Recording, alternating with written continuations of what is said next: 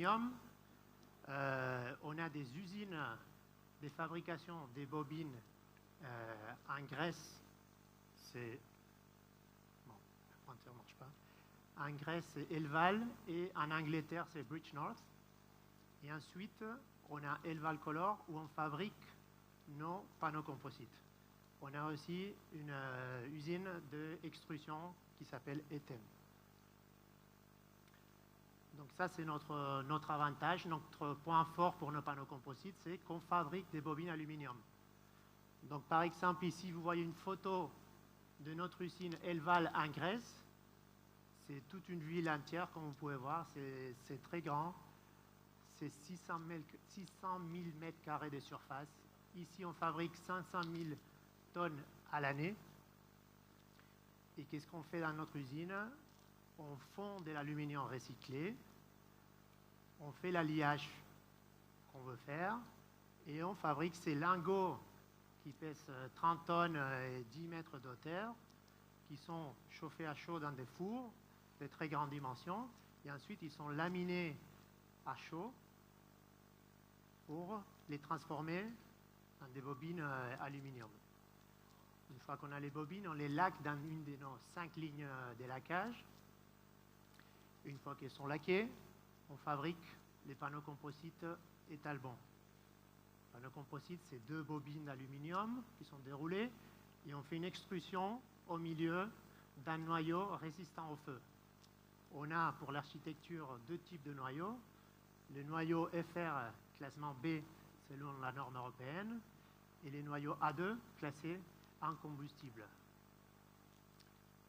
C'est un produit, comme on a dit, pour fabriquer les bobines, on part de l'aluminium recyclé, et le produit, il est entièrement recyclable, puisqu'on parle de 2 couches d'aluminium et un noyau en matière minérale organique, donc recyclable aussi. Donc c'est un produit à 98% recyclable. Voici une photo de l'usine où on fabrique les panneaux composites. Non seulement on est fabricant des bobines et des panneaux composites, donc on est verticalement intégré, on fabrique tout de A à Z, mais aussi on fabrique notre propre panneau composite en combustible A2. Vous voyez derrière la photo la ligne de fabrication de ce produit, qui est une ligne très complexe, parce que pour faire le mélange qui fait cette extrusion du noyau en combustible, il faut tous ces fours que vous voyez là pour faire ce mélange. Les noyaux en combustible, pour avoir l'incombustibilité, c'est classé selon la norme, mais on joue avec 3 matériaux, le carbonate de calcium, l'hydroxyde d'aluminium et l'hydroxyde de magnésium. Nous, comme on contrôle les processus, comme on les fabrique nous, on va toujours au-delà de la norme pour réduire les pouvoirs calorifiques du panneau et atteindre les maximum performances au niveau pouvoir calorifique, qui se simplifie pas en mettant le plus possible de magnésium, d'hydroxyde de magnésium. On exporte partout dans le monde, États-Unis, Australie, tous les pays d'Europe, Afrique. Et au niveau feu, on passe tous les cessez-feu grande échelle qui sont exigés dans tous les pays du monde. Notamment, ici en France, les cessez-feu, les pires 2. On a passé ces cessez-feu il y a 2 ans, avec des très bons résultats et avec différentes configurations de nos systèmes selon nos avis techniques. Configuration cassette, configuration système rifté vissé, avec des bavettes tous les 2 étages, avec des systèmes intumescents qu'on ne voit pas et qui gonflent avec la chaleur. Non seulement on fait ces tests, c'est des tests grande échelle comme la photo qu'on voit ici. Donc en haut, on a les 3 tests les plus réputés au monde, on les a tous les 3. Et après, tout ce qui est avis technique et certification, pareil, on a tous les avis techniques espagnols, français, allemands, et dans tous les pays où on travaille. Maintenant, je vais vous expliquer, je vais vous montrer quelques photos des projets qu'on a réalisés pour que vous voyez un peu les avantages du panneau composite. Le panneau composite, c'est un produit très versatile, on peut faire beaucoup de formes très facilement. L'avantage par rapport à une tôle solide, c'est que c'est un panneau qu'on peut usiner très facilement. On fraise avec une machine à couper le bois, un contrôle numérique, et on le plie à la main. Donc pour faire ces formes-là, par exemple, ces laboratoires microbiologiques qu'on a réalisés à Séville, c'est très facilement de le transformer et d'avoir des formes différentes avec les panneaux composites. Voici quelques photos du projet. On a travaillé avec l'architecte Penelas qui est sur la photo. Voici, le résultat, il est joli alors que c'est simple à transformer. C'est faire des perforations triangulaires. Ici, là, les plis, c'est fraissé derrière et c'est juste plié. On a des plis parfaits. On obtient des résultats très performants et très jolis avec une transformation relativement simple. Ça, c'est un autre projet très grand avec des formes d'un coquillage. Ici, je voulais vous montrer surtout comment on est fabricant des bobines alu et des panneaux composites. On peut fournir à la fois la bobine alu.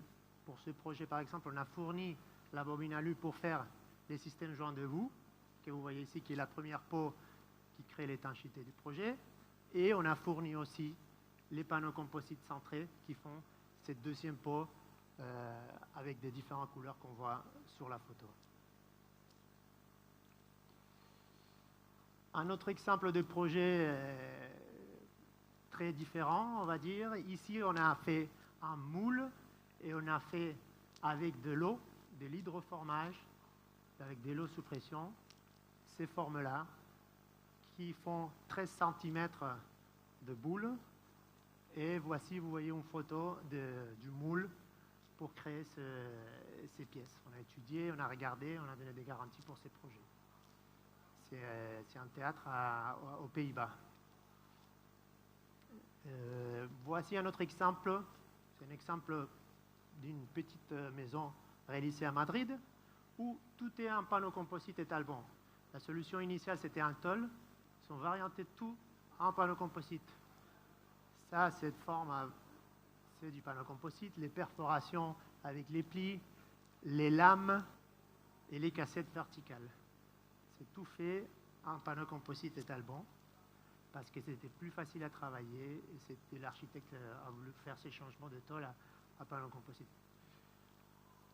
Voici d'autres photos du projet. Un autre exemple, la Tour Silva à Bordeaux. On a fourni les panneaux l'année dernière. Système cassette selon avis technique. Non seulement la façade elle est en composite, mais aussi tout ce qui est habillage des fenêtres, tableaux, appui de fenêtres. Tout est fait en Talbon. Finition bronze métallique. Un autre exemple d'une réhabilitation d'un hôtel à Barcelone avec un système selon avis technique horizontal S720. Un rendu excellent, l'hôtel a changé complètement avec quelques perforations, 3 couleurs. Voici les cassettes du projet.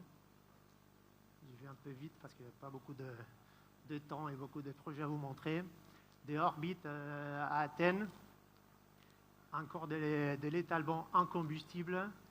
Et l'idée ici, c'est de vous montrer des formes courbes, centrées, des pointes ailes d'avion. On peut tout faire avec notre panneau.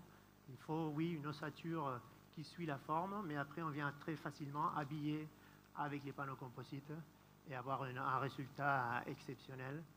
Dans ces projets, on a même participé dans l'illumination du projet.